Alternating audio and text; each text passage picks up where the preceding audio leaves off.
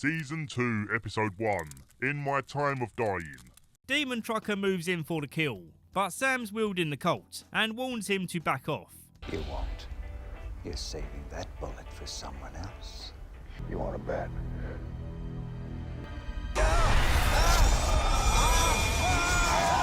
They all get flown into the hospital, where weirdly Dean comes to right away and walks around the hospital like nothing happened. Even weirder, no one can see or hear him. Hello?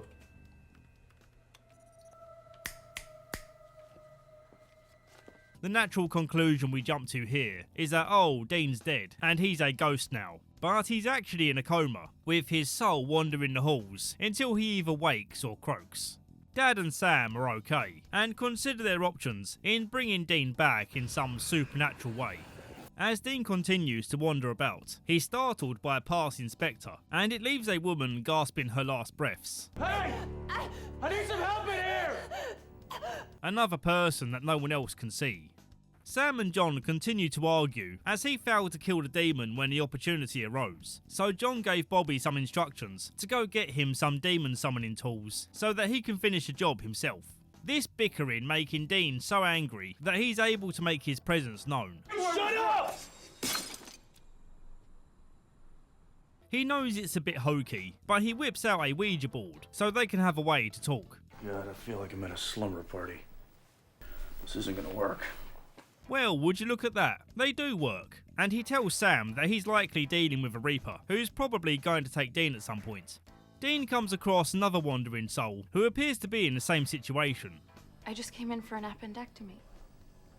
I hate to bear bad news, but I think there were some complications.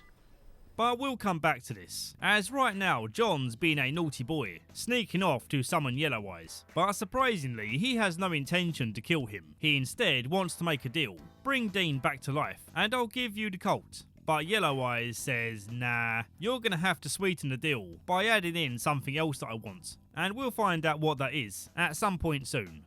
Back to Dean, he realises that the Wandering Soul is actually the Reaper in human form, as they can take on any form they wish, sometimes wishing to look like a haunted raisin.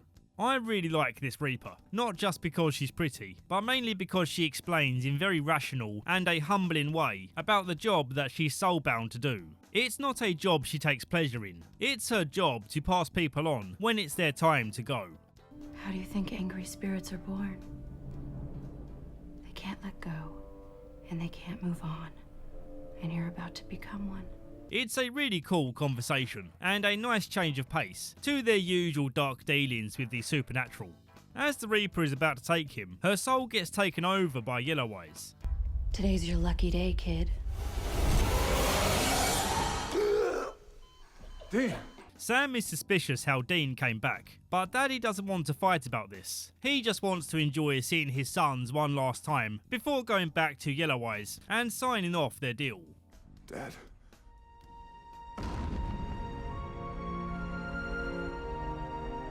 Yep, it was his life or Dean's. Season 2, Episode 2, Everybody Loves a Clown. Oh, okay. Wasn't anticipating we'd start here, considering Dad just died. But sure, why not? Let's go to the fair. This young girl loves clowns, a profession that is surely dead, or should be dead by current year. Oh, no.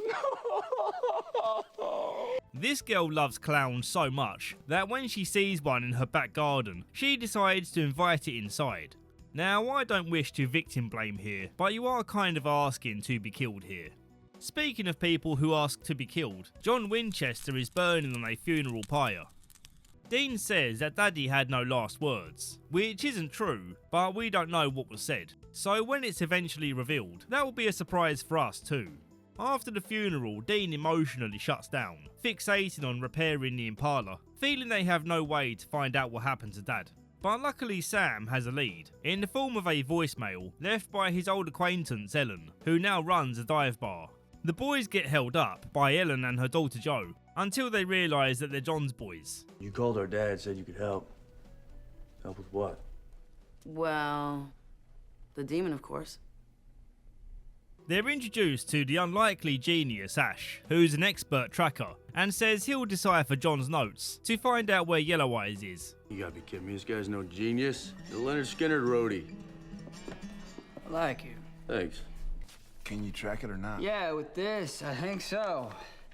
But it's gonna take time. Give me 51 hours.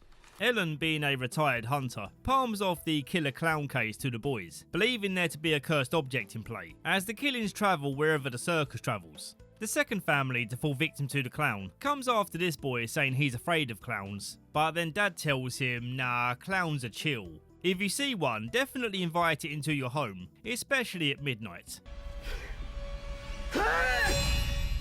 It's established that Sam is afraid of clowns, and this detail plays into their meeting with the circus owner. Take a seat.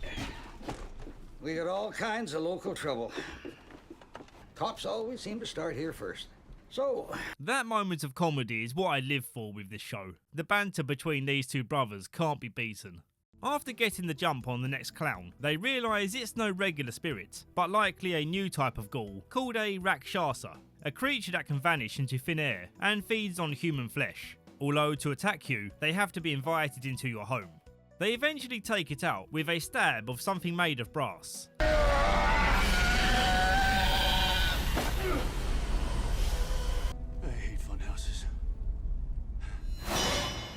Season 2, Episode 2. Everybody loves a clown. Dean is happy because he has his car back, somehow in its original condition. I'm not going to question it too much. The Impala's too iconic to not be in the show. And also he's happy to be hunting again. Speaking to this sheriff with a majestic moustache, who tells them of some cows in the area being ripped apart and drained of their blood. But he simply puts this down to the dead cows being bloated by the hot sun before exploding.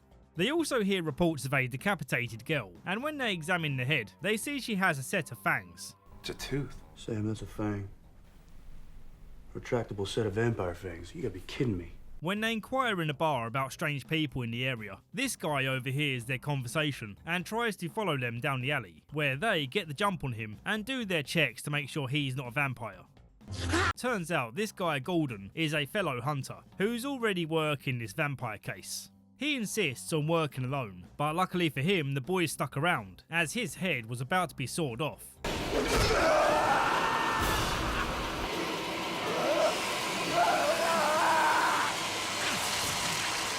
Gordon is a lively character who likes to look at the funny side of his profession. For you Black Panther fans, you might recognise him as Najobu. Sam, speaking with Ellen on the phone, brings up Gordon's name, and she warns him that he's bad news. Do not work with him. Later that evening, Sam is attacked by some vamps and taken prisoner, but they don't want to kill Sam. They want him to leave the vamps in this area alone, as the only reason they've been killing cows is as a replacement for killing humans, believing they have a right to exist so long as they're not hurting anyone. And to prove their friendly intentions, they escort him back to the motel. He explains to Dean what went down, and Dean thinks he's crazy for actually considering a peaceful ceasefire. No, man, no way. I don't know why they let you go. I don't really care. We find him and we waste him. Why? While they were arguing, Gordon took the keys to the Impala and is heading out alone to take out the friendly vamps. And Dean realises that Gordon is unhinged when he reveals that he killed his own sister after she got turned into a vamp. It wasn't my sister anymore. It wasn't human. I didn't blink. And neither would you. With Sam carrying the injured vamp to safety, Dean and Gordon get into a scrap, with Dean managing to subdue him. Oh, sorry. They leave him tied up, so they can move on to whatever comes next. Okay. I'm good now. We can go. Season 2, Episode 4. Children shouldn't play with dead things.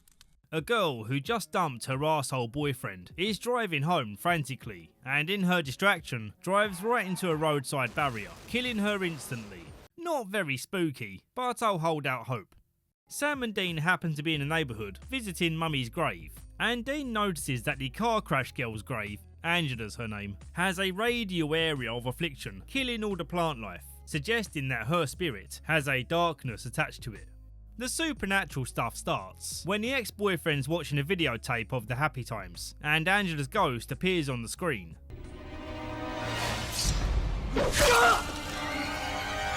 Dean breaks into Angela's house, not realising that her friend is here. After convincing Leela not to call the cops, as he's a distant family member, she tells him about the messy breakup, whereafter the ex reported seeing Angela in spooky visions. After learning about Angela's ex cheating, they feel for certain that she's become a vengeful spirit, but when they dig up the coffin to burn the body, she's not there. Side note, I always find it funny how they manage to dig these perfect, completely straight line holes when digging up people's graves. They make it look so effortless, made to look even more absurd when it's just one of them digging. That's it. Next time, I get to watch the cute girl's house. So it turns out that her white knight friend from the start is the one who brought her back from the dead, using some ancient Greek shenanigans to reanimate her corpse, and right now he's keeping her in his basement. So they pay him a visit to deal with this zombie. It's your grief counselors. We've come to hug. Another classic Dean line. No one's home right now, as zombie Angela's getting her revenge on Leela, revealed not to be such a loyal friend, as she was the one her ex was cheating with. But then Sam and Dean arrive just in time to take down this zombie. You idiots. Everyone knows you kill zombies by removing the head or destroying the brain. When the white knight friend starts acting nervous around Angela after learning what a monster she is now, she kills him too. But then she calms down when confronted by the boys, pleading for their understanding, as she never asked to be brought back.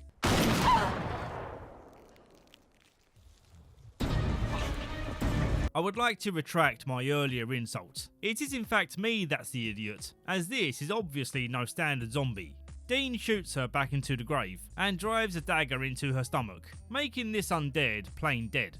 The episode ends with Dean opening up over his guilt. Up until this point they haven't spoken openly about the deal that John made, but they know it must have happened, otherwise Dean wouldn't be alive now. And really, how can Dean live happily with this weighing on his conscience?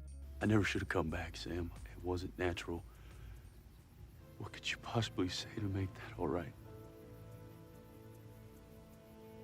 Season 2, Episode 5, Simon Said. A friendly professor is on the phone when suddenly he decides to go into a gun store and surprises the owner by asking to look at a rifle. The owner, being aware of his lack of firearm experience, is confused by this request. Puzzlement turning to fear when he illegally loads the rifle in store and then shoots him dead before turning the gun upside down and resting his chin on it for a midday nap.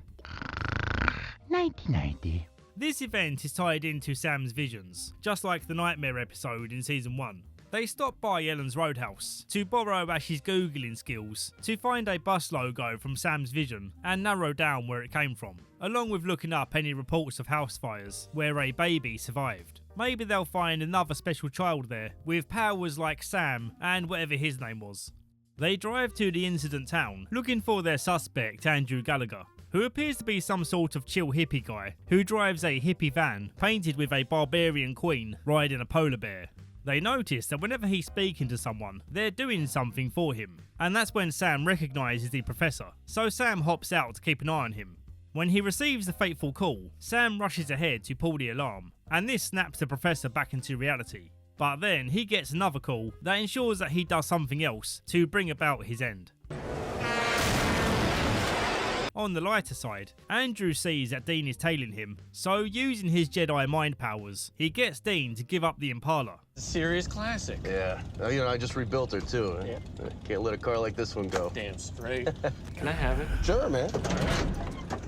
Which is funny considering how much he loves this car.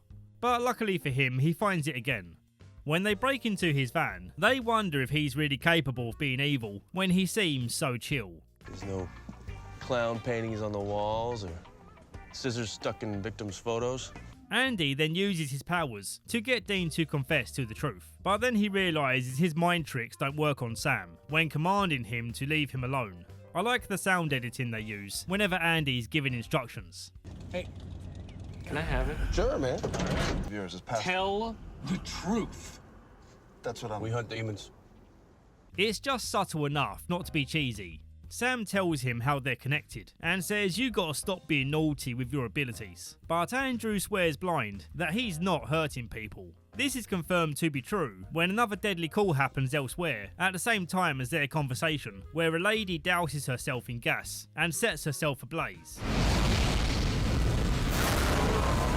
They eventually find out he has an evil twin, which is kind of a cliche, but it doesn't really affect my enjoyment of the episode. The episode ends with some tense mind control battles, and I know I've used this clip before, but come on, if there was ever a time to use it.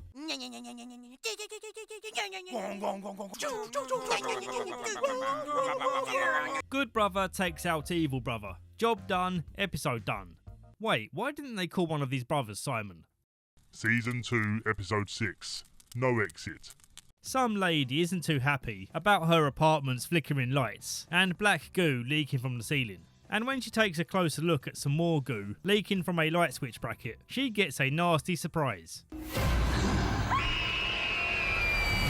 Jo wants to be the one to take on this case, feeling she's ready to hunt all by herself. But Mummy says no, let the grown-ups handle this one. So you know damn well what's coming next. When the boys arrive on scene, she rocks up too. This is my boyfriend Dean and his buddy Sam. Good to meet you. Quite a gal you got here. Oh yeah, she's a pistol. They determine that the goo monster is another vengeful spirit, and the reason it's been making this ectoplasm is because it's exceptionally vengeful.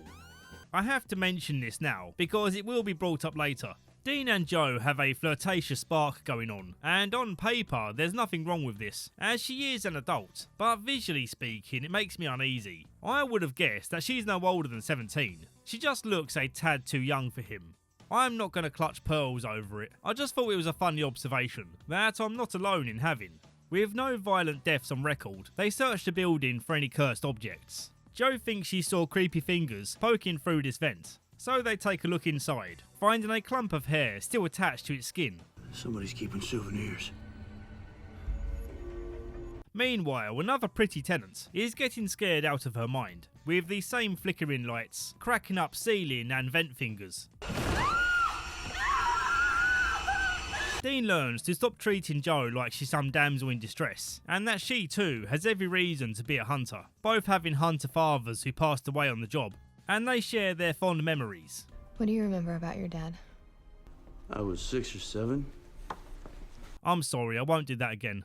Jo figures out this building used to be a hangman's yard for naughty prisoners in the adjacent jail building, and they suspect this spirit is a guy named Herman Mudgett, who was America's first classified serial killer. And this is all true, by the way. Well, apart from Herman Mudgett now being a vengeful spirit, throwing his goo over terrified women. Jo gets captured and taken down into the sewer system, where the other lady is also being kept alive. Sam and Dean give Herman some rock salt and set the prisoners free, but they do need Jo to stick around and be their bait to capture Herman, setting a trap where they surround him with salt. Scream all you want, you dig, but there's no way you're stepping over that salt! And Dean borrows a cement truck to give him a tomb he'll never escape from. They would do their usual salting and burning of the bones, but the original Herman was also buried in concrete. Season 2, Episode 7. The Usual Suspects. This is a great episode, and it stars Linda Blair, the girl from The Exorcist. One thing I didn't really appreciate up until now is how many connections this show has to other horror shows and films. Supernatural feels like one big homage to the genre, and now that I'm rewatching it, I'm very excited to discover the cameos and connections that I missed the first time round. Dean and Sam have been arrested for their many crimes, some of which they're definitely guilty of, like credit card fraud and grave desecration. But the biggest charge, which Dean is being framed for, is what happened when the Skinwalker took on his image and tortured a lady, and also murdered someone. We get a flashback of events leading up to the arrest. They was on a hunt for a vengeful spirit that's going around slitting throats, and the spirit keeps on printing the same name, Dana Schultz, which they later decipher as an anagram for the name of a nearby street. And the boys happen to arrive at the next victim's house shortly after she called the police and got killed by a Natasha slasher, which is why they ended up getting arrested. You getting anywhere with him? No, just a lot of wise-ass remarks. Detective Linda Blair starts to believe the boys when she too starts getting the Dana Schultz message, and she knows there's something spooky going on, especially when Slasher approaches her in the bathroom. Her face here is so funny to me. She looks really derpy. Even when she goes in for an attack, it doesn't fill me with any fear. Although I will say she has kind of an interesting twist to her story, where Linda Blair finds a necklace on her corpse that's identical to hers, promised to be a one-of-a-kind gift given by her work partner and also romantic partner Peter. So this spirit turns out to be something called a death omen that tries to warn people when they're due to be killed. And we find out the actual murderer was Peter. You see, sometimes spirits, they don't want vengeance, they want justice, which is why she led us here in the first place. She wants us to know who her killer is. Knowing he needs to make Dean look even more guilty, he pulls over to shoot him during a phony prison transfer where he'll make up that Dean tried to escape. But Linda Blair steps in to save the day, assisted by Slash.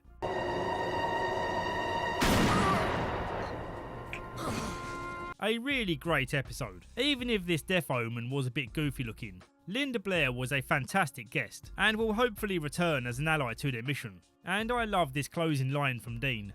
That shit look familiar to you? No, why? I don't know. Anyway, are you hungry? No. Yeah, for some reason I could really go for some pea soup. If that reference is lost on you, in The Exorcist, they used pea soup for the vomit. Season 2, Episode 8, Crossroad Blues. We go back to the year 1938, seeing a talented young blues musician playing for the townsfolk. But soon he becomes uneasy, hearing barking and howling dogs outside, which no one else appears to be aware of.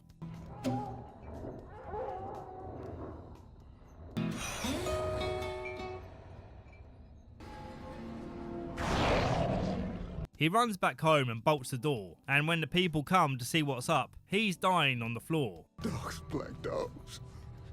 Robert, don't you down me! In current day, Sam and Dean are reading stories of more mysterious dog attacks, where again there are no eyewitnesses for any of it. But one detail that people are agreeing on is that each victim is a person who recently rose to success, whereas before they were a loser with no prospects. Almost like they've been making a deal with the dark side, where they get to live out their dreams, but eventually they'll pay the ultimate price. She got the position 10 years ago? Huh. An overnight success 10 years ago.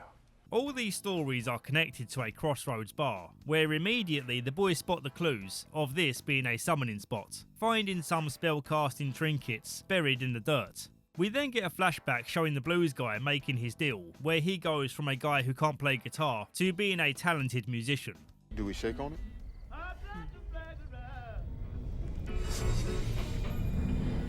This is based on the real-life tale of Robert Johnson, who just so happened to release a song called Hellhound on My Trail. Using the photo in the box, they find this guy who's still alive after making his deal, and it seems he's knowledgeable about keeping demons from crossing his boundary. So what is that stuff out front? Goofa dust. You boys think you know something about something, but not Goofa dust? The easy judgment to make is that anyone who would make a deal with a devil is an idiot that deserves the fate they signed up for. But as this George Darrow puts it, what struggling artist wouldn't give up their life if it meant they'd be remembered for something? Who don't want to be great? Who don't want their life to mean something? This next guy is pretty interesting, where at first we assume that his bargain was to have a successful career. But then we get this moment, which genuinely caught me so off guard that I got chills running up my arms. Hey, sweetie.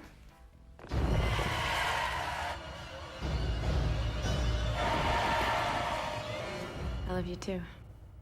And it turns out his deal was to save his wife from dying of cancer. A really touching revelation, but he didn't consider how this feeling's gonna be flipped when he's the one that gets taken, leaving her alone instead. Dean summons a demon and then traps her, threatening to leave her here unless she calls off the Hellhounds. And he begins his rap battle throwdown with holy words, forcing her to accept the deal. Wait!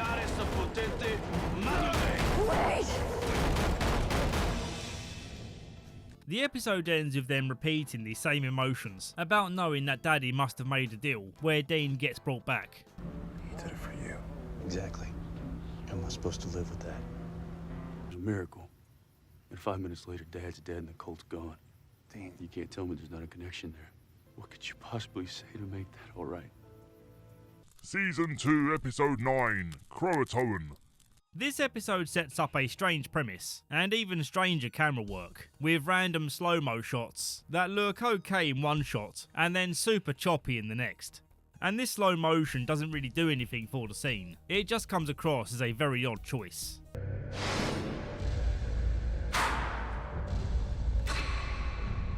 Anyway, the strange premise is that Dean is holding a gun to this guy who's protesting about not having it inside him, whatever it may be. But there's also a doctor in this scene who says that she can't be sure he's telling the truth. Then Sam wakes up revealing this was a vision. They drive to the town and start talking with the people he saw so they can put this puzzle together before it's too late. Then, by a sheer stroke of clumsy luck, Sam bumps into the only lamppost that has the word Croatoan scratched into it. Which, if you're not from the USA, you may be unfamiliar with this word, as it's connected to a piece of American history where some English settlers made their home on Roanoke Island, to the east of North Carolina. And one day, when their founder came back from a trip to Tesco, he found the entire colony disappeared, with the only thing left behind being this same word Croatoan, also etched onto a post. There's more to it, of course, but for now, just keep in mind the whole disappearing community thing. The second thing they notice is all cell signal is down. Same goes for the landlines. I'll tell you one thing. I was gonna massacre a town. That'd be my first step. When checking on the first guy from his vision, they get funny vibes from his family that claim he's not here. So they sneak around back and see that he is here, and together with the rest of the family, they're doing something strange to their own mum/wife. Some kind of blood contamination going on. They take her to the hospital, where she explains how one minute her family were fine, and the next minute they turn on her like she was no longer family. When Dean goes to leave town and get outside help, he comes across a bloodied and smashed up car, where a brutal murder or two took place. And then he gets stopped on the town's boundary, with some of the townsfolk saying there's no leaving here on account of their self-imposed quarantine. Sensing they're going to cause trouble, Dean dips out back the way he came.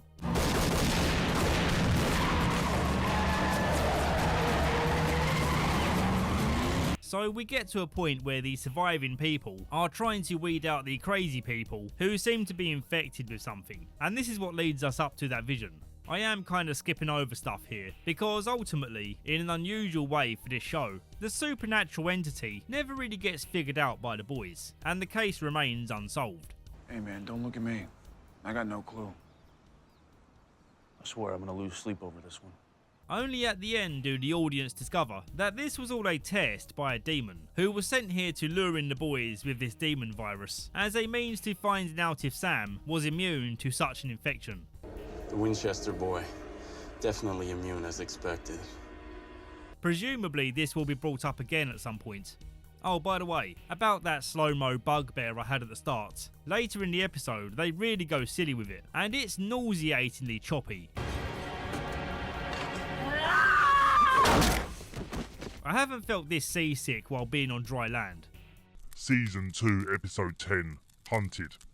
A guy's in therapy, claiming that he has special abilities that hurt people, but before we get to know him, he gets shanked in the alleyway.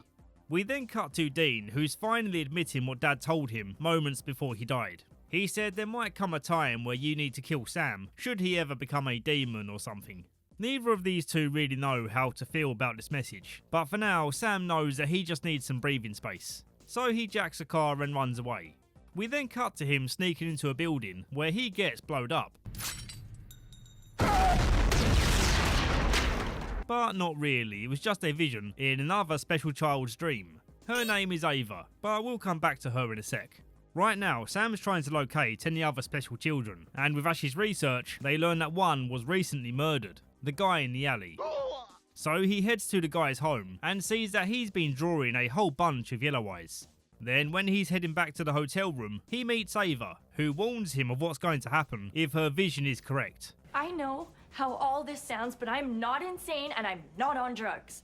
And together they review a tape they stole from the Stab Alley guy's therapist, where they hear in a recent session how he was visited by Yellow Eyes and warned of an upcoming war where all the special children are going to play a big part in it. People like me, we're going to be the soldiers. Everything's about to change. As Sam and Ava carry on talking, we get a jump scare from a bullet. Gordon has a sniper and he's looking to take out Sam. Dean jumps in for the rescue, laying down some heavy punches, but not quite heavy enough. Dean uses the code phrase Funky Town to indicate to Sam that he's being held at gunpoint. Gordon then reveals that this isn't some petty revenge. He found out that Sam has supernatural abilities, meaning he's fair game to be hunted, just like what he did to Alleyman. And he knows that Dean gave Sam a code, so he's setting up a trap for when he tries to come in for the rescue. He sets off the first grenade trip, then the second, leading Dean and Gordon to think that he got blown up. But having been warned by Ava's visions, he's fine. Drop the gun. Rather than killing Gordon while he has the chance, he allows him to come to and try to finish the job, at the same time as the police arrive. Anonymous tip. You're a fine, upstanding citizen, Sam. On their way home, Sam gets a funny feeling about not hearing from Ava, so they swing by her place and find that she and her fiancé are gone. The only trace of her being left is her engagement ring laying upon a blood-stained carpet. Season 2, Episode 11, Playthings. A well-beloved hotel is closing down, with a man coming in to collect some old toys. The mother isn't too happy about this, and neither are the two young girls, Maggie and Tyler. Only the ones you don't play with anymore. Son of a bitch. Son of a bitch. Watch your mouth. Maggie said it first. Watch your mouth too, Maggie. Notice the way Mother Susan responded there. Don't take much of a genius to see what's really going on here. Watch your mouth. Maggie said it first. Watch your mouth too, Maggie. But just in case you haven't predicted this twist, I'll pretend to also be surprised when it happens. Tyler's playing with a creepy dollhouse, and she notices the little man doll is lying at the bottom of the stairs, with its neck twisted, just like the toy collecting guy right now. Ellen is now the person giving these boys the case files, just in case you were wondering how they keep getting involved in these supernatural cases, with Daddy no longer being around. They rock up at the hotel, and Sam notices a hoodoo protection symbol, which typically should be shielding this place from bad energy. Don't you think this place is a little too, white meat for hoodoo? Maybe. Susan mistakes them for a gay couple with a passion for antiquing, and of course they deny being gay for each other. Sorry, serialised, keep dreaming. But they do use the antiquing accusation to their advantage, asking about their collection of creepy dolls, where they find out these all originally belong to Grandma, but she's not available for questioning right now, as she's not feeling too good, being kept alone in this depressing room. The next guy to fall victim is the guy purchasing the hotel, saying they're not going to revamp it, they're going to demolish it, which upsets the doll ghost, or whatever's going on here. So upset that she dangles him from the ceiling fan. In this episode, there's quite a few references to The Shining, a film that admittedly I've only seen once, but I did straight away recognise the similarities between these bar scenes.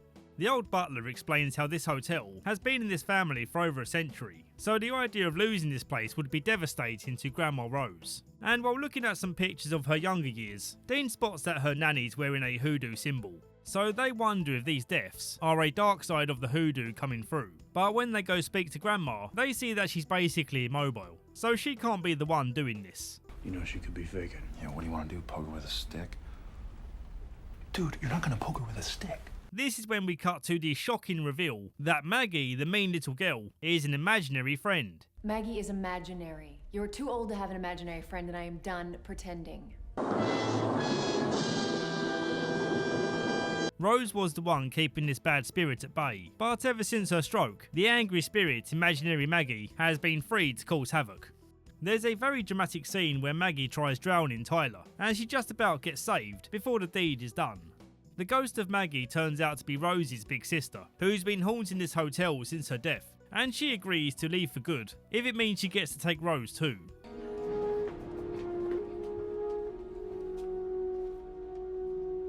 Season 2, Episode 12, Nightshifter. Dean's playing it real smooth, with a pretty jewellery store lady, as they're listening to the story of a once loyal customer suddenly robbing the store before going home and taking a nice relaxing toaster bath. They interview a security guy who was witness to one of the crimes. His name is Ronald, and no one up until now would give him the time of day to listen to his crazy stories. And he's so close to the truth, but he's mistaking skinwalkers for androids. The mandroid is still out there. The law won't hunt this thing down. I'll do it myself. He takes an immediate disliking to Sam when he tells him to cease his investigations. Get out of my house! Now! Sure. The crime patterns lead the boys to check out a bank, where they dress as security guys to keep a watch on the bank's cameras. And they're sitting around for hours, until finally they see reflective eyes. But right as they've hit the jackpot, Ronald comes storming in on the same mission, taking a more aggressive approach. This is not a robbery! Everybody on the floor now! Sam has an idea to resolve this. You shut up! I ain't talking to you, I don't like you! Dean has an idea to resolve this. Take them all as hostages and keep them in the vault, so that the people who aren't skinwalkers can stay safe. But unfortunately it's already shed its skin, so right now it's likely in the vault. They need to play Guess Who fast, as the police and SWAT teams are taking position. A security guy starts having breathing problems, so they suspect it's him pulling the trick. But then Dean finds the original body of this guy, who's also trying to get out, and when he knows his game is up, he fights his way past. As the boys chase him down, Ronald makes the fatal error of stepping into a sniper's view.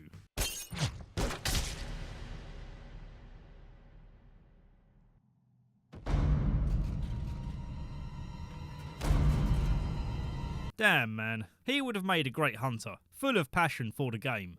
When Dean helps the security guard outside, the police register his face as the wanted Winchester Bros. Agent Hendrickson from the FBI is the lead man on the Winchester case, so he's desperate to get his team in there before they hurt anyone or try any of their tricks to escape. The more immediate problem is the Skinwalker, who appears to have taken on the image of this teller called Sherry. But she faints at the sight of her old body, which is uncharacteristic of a Skinwalker, and that's because it didn't kill the original.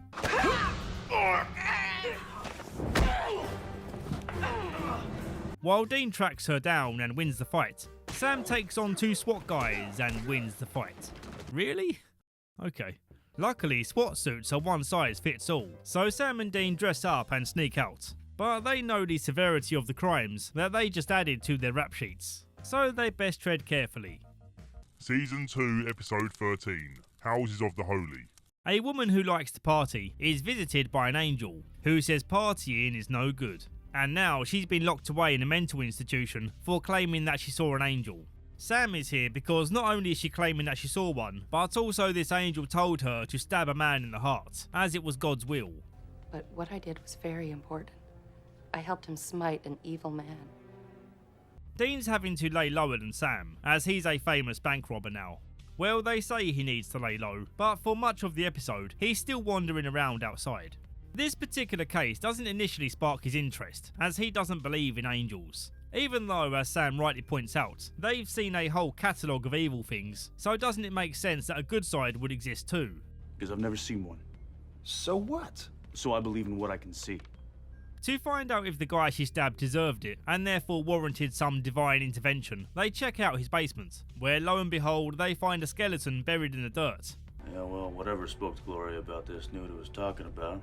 I'll give you that. Then there's another angel command. Do the same thing, but to this guy now. And it turns out he was a diddler, so he got what he deserved. If this isn't some divine intervention at play, there must be some angry spirit that knew about each of these wrongdoers. And it turns out the quote-unquote victims all went to the same church. At this church, they find out that the previous pastor was murdered on their very doorstep, so he's probably quite the angry/vengeful spirit. Sam gets fully convinced of the divine option when he believes he saw an angel too, and now he waits to see which wrongdoer needs bringing to justice next. Dean shows evidence for the vengeful spirit option by showing that the murdered pastor's grave is the only one with wormwood growing on it, which means there's a spirit not at rest here. When Sam is assigned his target, he's able to show some restraint and get Dean involved in keeping an eye, and he follows him to make sure he doesn't harm anyone, which was for the best because right now he's making some psycho moves on his date. So Dean steps in before it goes too far. Are you okay? Thank God. Back at the church, the spirit of the murdered pastor, Father Gregory, makes himself visible, and even he believes himself to be an angel, not understanding how he could be tied to this world still, if not for a higher purpose. And to prove that he really is just a spirit stuck here, the new pastor reads him his last rites, allowing his soul to pass on. This being might be awakened to the world beyond.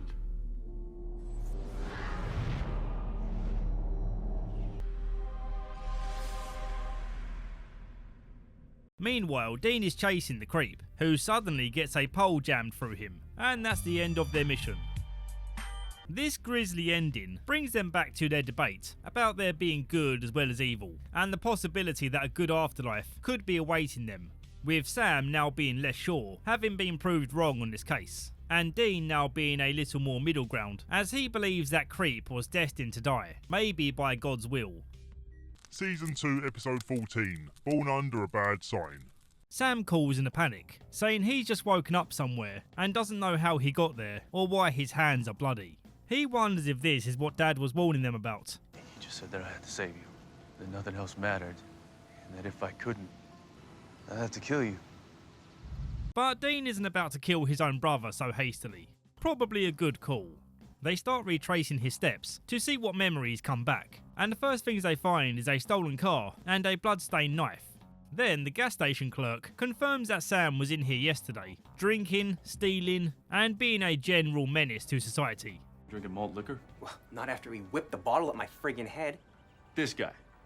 What am I speaking Urdu? Look, I'm really sorry if I... When they find the guy he murdered, they also find out he was a hunter, so Sam wouldn't have done this unless under the control of something dark on a mission to eliminate hunters.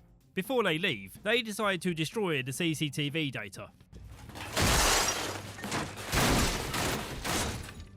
This isn't how you destroy the CCTV data. By removing the head or destroying the brain. Back at the hotel, Sam's getting a tingle and once again finds himself not being himself. Dean tracks his phone to a bar in Minnesota, which is where Joe ran off to after falling out with Mummy. And right away, Sam's giving off funny vibes, and Joe notices that he's got a weird burn mark on his forearm. That looks like it hurts. No. Nah, just had a run-in with a hot stove. She carries on talking to him out of curiosity, but soon regrets that choice when he starts being forceful and knocks her out. She wakes up and realises this isn't Sam. Sam's a nice boy. It's me. You can tell me anything, you know that. When Dean bursts in, Sam regains some temporary control, begging to be stopped before Joe gets hurt. Not wanting to let his guard down, Dean splashes him with holy water. And the chase begins, searching the warehouse before being snuck up on by Demon Sam, who shoots him into the water. Joe finds him with just a little shoulder scratch, so he'll be fine. When Sam tries to attack Bobby, he's too smart to be conned by a demon.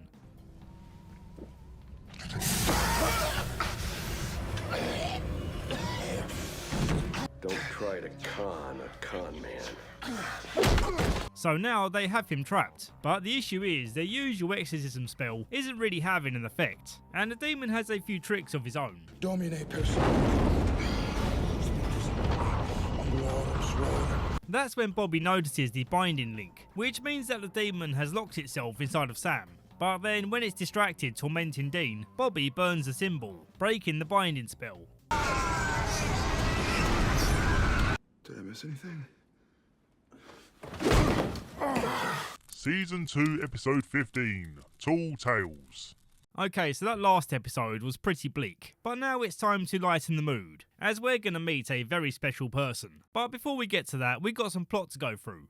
A professor is walking to his office late at night, when, oh my, he comes across this girl wearing something that we've only ever seen ghosts wearing. Seriously, if you ever bump into a lady at midnight wearing something that looks like Marla Singer's wedding dress, she's 100% a ghost. When she comes up to his office, he of course makes a move, but soon comes to learn he shouldn't have. Oh my god. What? And while the caretaker's outside locking up, the boys are driving each other crazy being stuck indoors, as someone messed with Dean's car, and he thinks it's Sam playing a mean trick. But then they get back to business when Bobby walks in. They catch him up on the details of the case. But things take a humorous turn when the boys start telling exaggerated versions of what went down, just to wind each other up. Such as Sam recounting Dean pulling a very trashy girl, but in Dean's version she's very sophisticated. My God, you are attractive. Thanks. But no time for that now. The next story, and by far the funniest one, is when they're interviewing the caretaker, with the accurate part of the retelling being that the caretaker seemed very blasé about having witnessed such a brutal death. And the funny made up part is how many toffees Dean shoves in his mouth. Mostly where? Come on, I ate one, maybe two. Just let me tell it, okay? So with Sam calling him a pig, Dean gets his own back by asserting that he's overly sensitive when talking with a witness. You brave little soldier. I acknowledge your pain. Too precious for this world. I never said that. How can you not love Supernatural? It's one of the best comedies, without being classified as one. When reading further into the case, they're finding some of the stories so ridiculous that they can't really put together what's going on here. There's a crocodile attacking the sewer,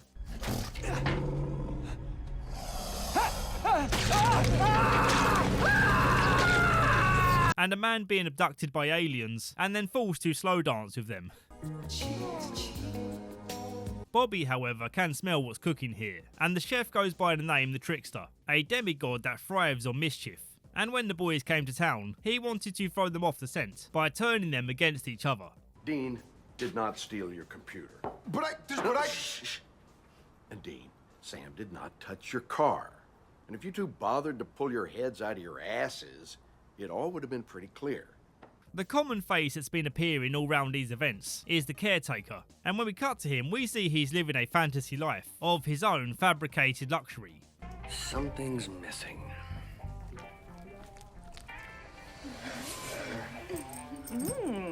The Trickster tries to lure Dean to the dark side with a couple of tens and a nice little lava lamp. I really want these to come back in fashion. I used to love my lava lamp. Oh my god, they still sell them. Oh, look at this one, that's perfect. But it does look a bit like a butt plug. That's kind of putting me off. I'll keep it in my basket for now.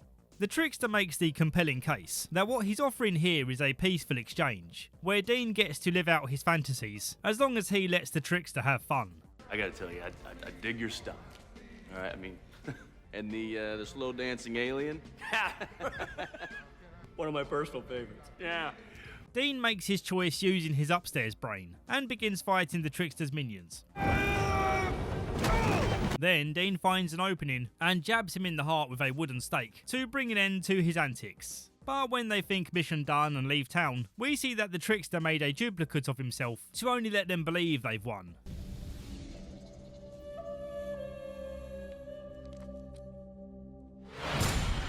This is one of my favourite early episodes, when really it has no right to be, stepping outside of being about scary stuff. But Jensen and Jared's comedy acting here is on par with their serious acting, if not better.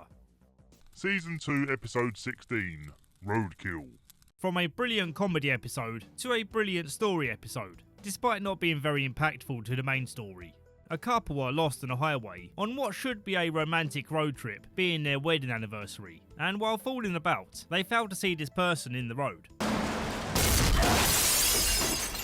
Molly wakes up to find husband David has disappeared, so she searches a nearby creepy cabin, which of course is home to a creepy ghost. It's you. You're okay? I'm so sorry I didn't see you there. She runs back to the road looking for help, and who better to run into than Sam and Dean. They recommend giving her a lift to get out of town, but she refuses to leave until she finds David. Weirdly, her car is no longer there, so she accepts their offer for a lift. But then, when back on the road, a ghostly message comes through the radio, denying her the right to leave.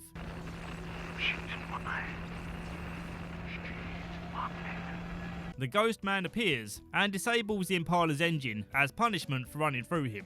They reveal that they aren't just randomers taking a road trip. They came here knowing they would find a ghost who got killed 15 years ago and once a year comes out to haunt this road. Molly has a hard time understanding the situation, but she knows she kinda has to go along with it.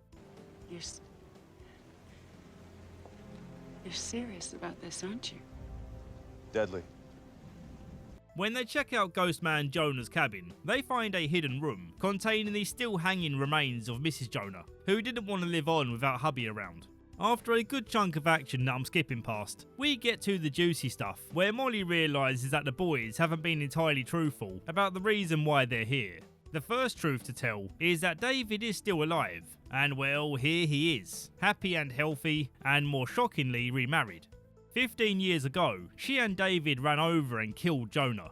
David survived the collision, but she did not. And her soul has been stuck on this same highway, caught in a yearly replay, where she has to relive the incident over and over, unable to accept the truth of what she did. And as punishment for this denial, Jonah won't set her free. But now that the boys have helped her to see what she did, they can now help her to move on. Molly, you don't belong here. Haven't you suffered long enough?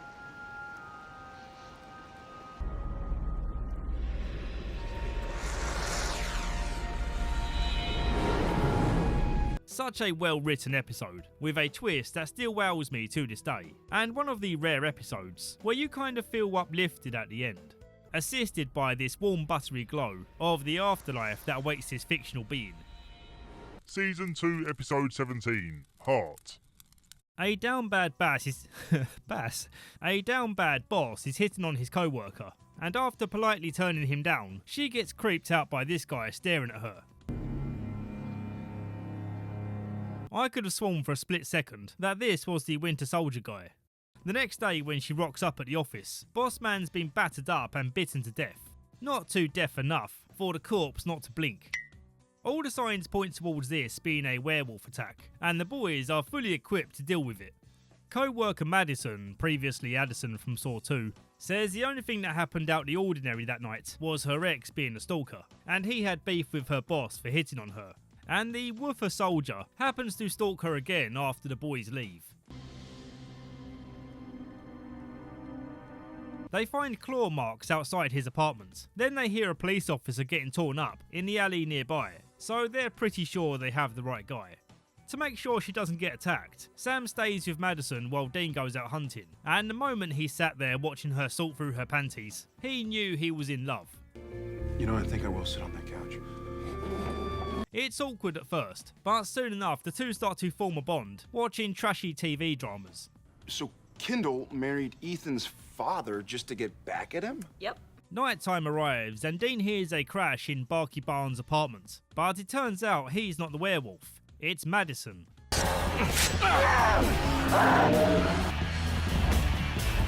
Sam was sure he was keeping an eye on her, so she must have slipped out when he dozed off. Surprisingly, she's terrified and confused, having no recollection of what she became at full moon. Sam wants to work on a theory that if you kill the werewolf that turned her, she will be released from the curse. Dean hunts down the OG wolf, and just like Madison, he's confused as hell when he momentarily returns to human form before dying from Dean's gunshot. Help me. Oh God. Oh my God. Alright, easy, Glenn. Just take it easy. While Dean was hunting, she turned again, so Sam barricaded her in a room as they waited for the sunrise. When they believe the day is saved, they have a boink in celebration, but then she wakes up as a werewolf again.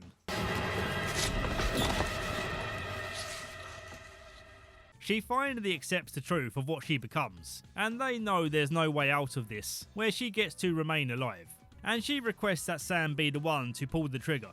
After a tearful and heavy-hitting goodbye, they stick on Silent Lucidity by Queensryche, which plays out before cutting with a...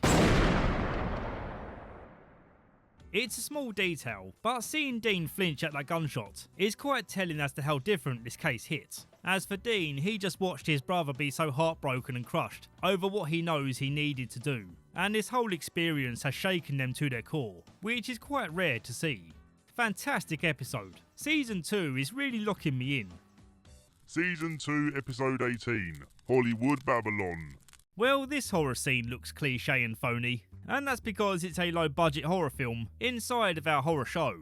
Yo dog, I heard you like horror scenes, and I really enjoy her terrible scream being the reveal of this being a movie. Cut! And then when she sees a real ghost on set, she gives her best delivery.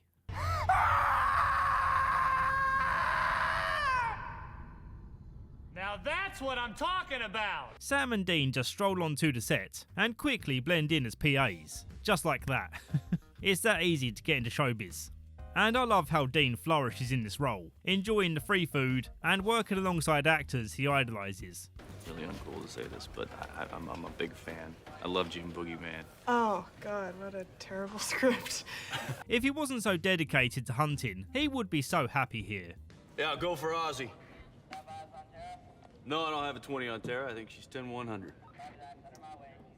And why am I emotionally invested in that idea? What's happening to me? I'm like a teenage fangirl. I like this scene here, where the producer mistakes a real ghost as just some silent extra who doesn't have the right makeup on. I think those neck wounds are really going to read on camera. They need to be red. You know what I'm saying? Then the next time we see him, he's auditioning for the role of George of the Jungle. When they spot the ghost of an old actress, they find her body and burn the bones. But then a new ghost pops up on set and takes another life. It turns out a jilted ex-writer of the movie, with a passion for the spirit world, has been conjuring these ghosts to the set, just so that he can ruin their production, just like they ruined his script. When they corner him, he tries to foil their plans to stop him by smashing the amulet on the floor, not realising that what he's just done is broken his own control on the conjured spirits, who will now take him as punishment for getting them to murder people on his behalf. That's a wrap, people. Show's over. And I'm going to miss Dean being a PA, almost as much as he's going to miss being a PA. You're one hell of a PA. Thank you.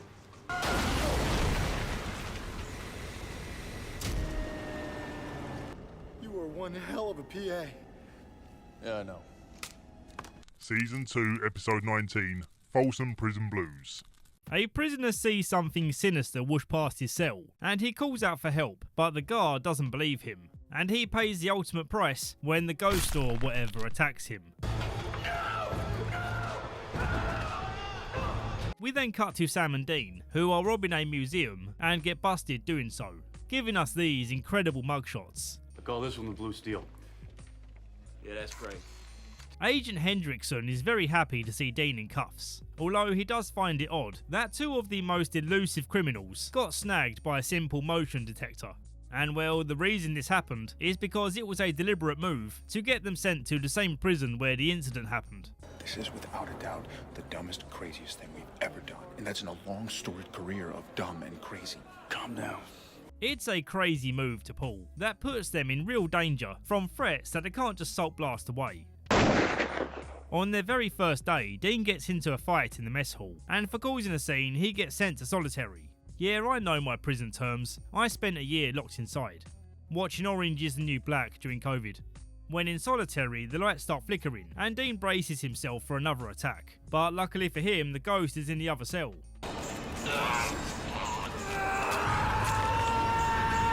When she attacks again, Dean's able to defend himself using the salt pot that came with his dinner. They find out this ghost was a prison nurse who was infamous for killing her patients, and in their revenge, the surviving inmates killed her during a prison riot. It later turns out this one prison guard is Daddy John's old friend, and he too was working on this supernatural case, so he helps them break out. What do you want? What? Yeah, make it look real, son. They get to the graveyard and burn the nurse's body, but they better hurry because their lawyer let slip about their mission, but she gave Hendrickson the wrong gravesite. Wait, she's gonna do time for that, right? Isn't it kind of illegal to lie to the FBI? Season 2, Episode 20, What Is and What Should Never Be. They're looking into a new supernatural being called a djinn? I'm just gonna call it a genie, because that's essentially what it is. Dean checks out its hideout, but he's unable to take out this genie.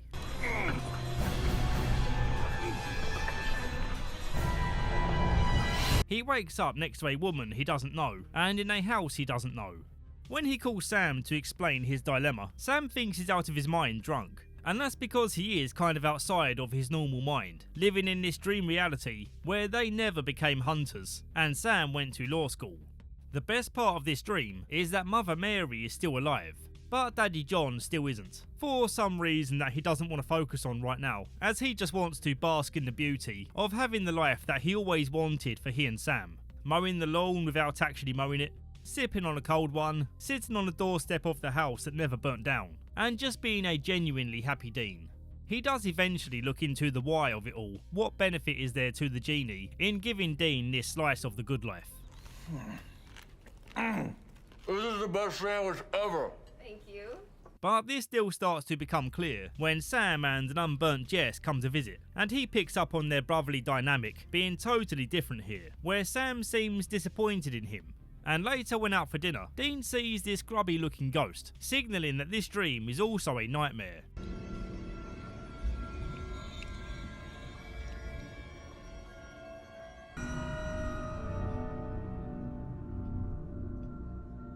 When back home, Sam confirms that they've been distant for a long time, as Dean has a history of being a horrible brother, stealing Sam's credit cards and sleeping with his prom date. Yeah, that does kind of sound like me.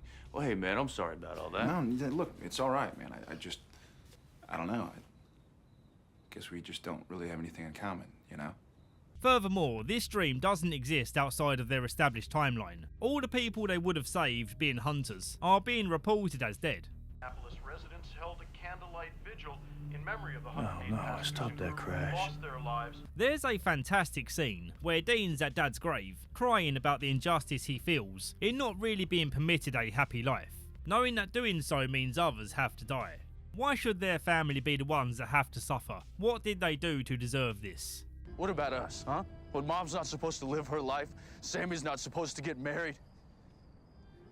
Why do we have to sacrifice everything, Dad? Really brings home how depressing their reality is. Sure, it all looks fun and games on the surface, driving around in a cool car, listening to rock music, and saving people while teamed up with your brother. But you don't get to live this life without sacrificing everything that makes you an ordinary guy. Having more friends, more family, having a healthy work-life routine, and being able to wake up in a place that feels like home every single day. Damn man, I'd be crying here too. When Sam becomes aware that Dean's about to do something dangerous, he insists on going too, but naturally he has a hard time understanding what's going on and what the hell a djinn is. You needed a silver knife dipped in lamb's blood, why? Because there's this creature, a djinn, and I have to hunt it. Okay, When they get to the genie's hideout, they find the physical body of the grubby ghost lady, and he finds out that what's really happening here is the genie's victims are all in a hazy dream while he's feeding on their blood. To wake himself up, Dean goes to stab himself, and this is when the genie takes over his family to offer him the chance to stay in this dream until his physical body gets drained, living a few more weeks of happiness instead of a lifelong journey of deep-seated misery. But he knows the sacrifice he must make, taking himself back to reality. Thank him. There's no place like home. Thank God. When the genie then tries to trap Sam, Dean gets his kill.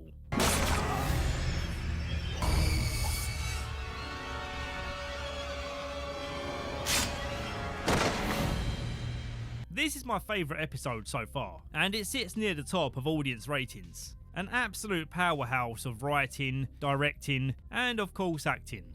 It was nice to see Dean happy for a short while, but I guess we too need to be waking back into reality. But I'm glad you dug yourself out, Dean. Most people wouldn't have the strength, they would have just stayed. Yeah, lucky me. Season 2, Episode 21, All Hell Breaks Loose, Part 1. The boys drive out to a pokey little diner, where Sam goes in alone for some pie. But then when Dean checks in, everyone is dead and Sam has disappeared. Waking up in this weird Old West looking place, minus a gift shop and tourists. And we later find out this place is abandoned, as it's the most haunted town in America. Sam finds that he's not alone here, bumping into the other special children that he's met along the way. Andy, Ava, and 2 others that he's only just meeting now. Sam makes an educated guess that they've all been brought here by Yellow Eyes to be a part of that war that he was banging on about. So we're soldiers in a demon war to bring on the apocalypse? When you put it like that... And we've been picked. Yes. Why us? I'm not sure, okay? Army man Jake makes the silly mistake of storming off on his own, where he comes across a demon cosplaying as a ghost child. Get back.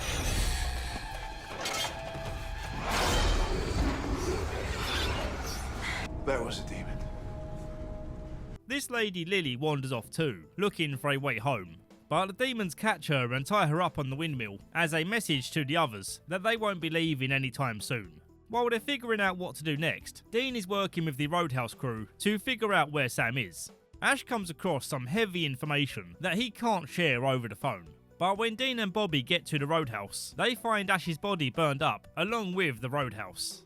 No signs of Ellen's body, so she probably escaped. What the hell did Ash know? We got no way of knowing where Ellen is, or if she's even alive. For the first time, Dean's experiencing a vision like Sam gets, where he's picturing the iconic bell of the haunted town, and luckily Bobby knows where that is. Yellow Eyes then comes to Sam in a dream, where he explains how the people that were close to him, who Yellow Eyes killed, were simply in the way of his plan to recruit Sam as a future leader of their army. He then shows Sam a flashback, showing the time when he gave baby Sam some of his blood, making Sam part demon, maybe. Before being forced to watch his mother burn up, he gets woken from his dream. Ava then gets possessed and takes out Andy. Really feels like most of these special children have been brought here just to write them out the show. Sam figures out that she's no longer Ava, and Jake steps in to break her neck before she summons more demons. But Jake is no hero. He knows that these special children are being tested, where there's only going to be one survivor. So he gives Sam a good whack to assert his dominance. And after a good scrap where it seems that Sam's winning, he gets distracted hearing Dean's voice, allowing Jake to land a fatal jab. And Sam actually legit dies, right here in Dean's arms. Sam! Season 2, Episode 22. All Hell Breaks Loose, Part 2. Dean isn't willing to accept that Sam is gone, refusing to leave his side and not wanting Bobby to bury his body. Bobby doesn't mean to come across cold about this, but right now there's something big going down and they don't have time to stop and mourn. But Dean barks back, pushing him away. If you know what's good for you, turn around and get the hell out of here. Go! I'm sorry. Yellow Eyes is getting tired of the resistance against being a part of his army, so he threatens Jake with endless torture for his family should he be certain about refusing. I'll make certain that they both live long enough to know the chewy taste of their own intestines. Feeling desperate not to end the series yet, Dean goes back to the Crossroads demon and summons her for a barter, just like Daddy did when saving his life. Due to his previous antics, the demon isn't feeling very generous in making this deal, offering him only 1 year in exchange for bringing Sam back. And of course he takes it.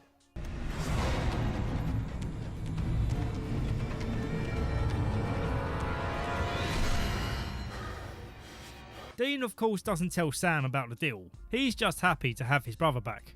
When they rock up at Bobby's house, he immediately knows what Dean did, giving him that knowing glare, before taking him out back for a telling off. You stupid ass! What did you do? What did you do? I haven't really spoken about this yet, but if you're new to the show, you might not know that Bobby considers these boys as family. Despite not being related by blood, he feels very protective of them. So hearing that Dean only has 1 year left is truly heartbreaking for him. While having it out, they get surprised by the return of Ellen, explaining that she was on a supply run when she got the panicked call from Ash and telling her in his dying words that he stashed the crucial information away in the safe before the roadhouse burned down. And it turns out to be a map of a rail network that was built by Samuel Colt, and the ironwork of the tracks acts as a giant demon trap to keep something in the centre from escaping. We then cut to Jake, who's being instructed to take the Colt, as it actually doubles as a key to open up a giant crypt. But when he gets there, the gang will wait in. Jake is alarmed to see Sam alive, as he has plenty of experience in killing, and he knows that Sam shouldn't be here. Cut clean through your spinal cord, man. But no time for arguments, Jake has a job to do, and he jams the Colt into the door as the others unload their guns on him.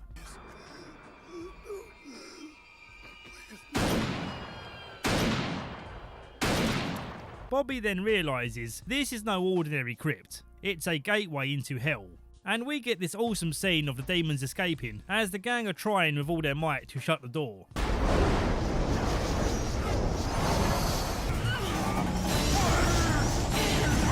Yellow Eyes is here, and I'm going to start calling him Azazel now, as they're taking too long to reveal his name, and it's starting to annoy me. He gets the boys separated so that he can personally thank Dean for bringing Sam back, while informing him that the deal he made has an unexpected dark twist to it, as when someone's brought back by the hands of a demon, they don't come back 100% human.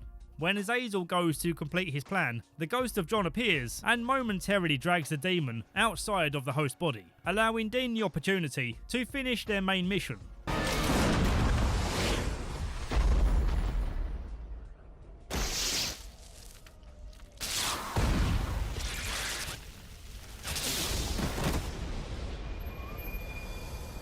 They share one last silent goodbye with their father, before his soul transcends back to, well, hopefully not hell, as he just did a really good deed against evil.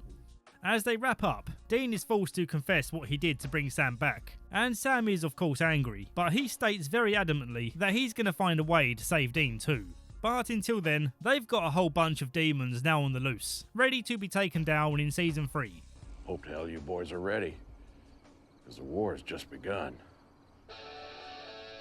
I didn't expect this season video to be longer than the first, but I guess more interesting stuff went down in this one. It certainly feels like the series is in full swing now, and quality wise it's mostly been amazing, with only 1 or 2 weak moments that I really felt like bringing up.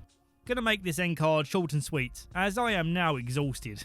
Don't get me wrong, this one's been really fun to work on, but right now there's so much going on when it comes to the final season of The Boys. I've been doing a lot of prep work for the final season, with the very last episode due to come out. So yeah, I'm gonna go rest my voice now, but of course before I go, giving a massive shout out to you guys on screen here, as you really are helping me carry on with this. And thank you to all of you watching. I look forward to seeing you all again very soon.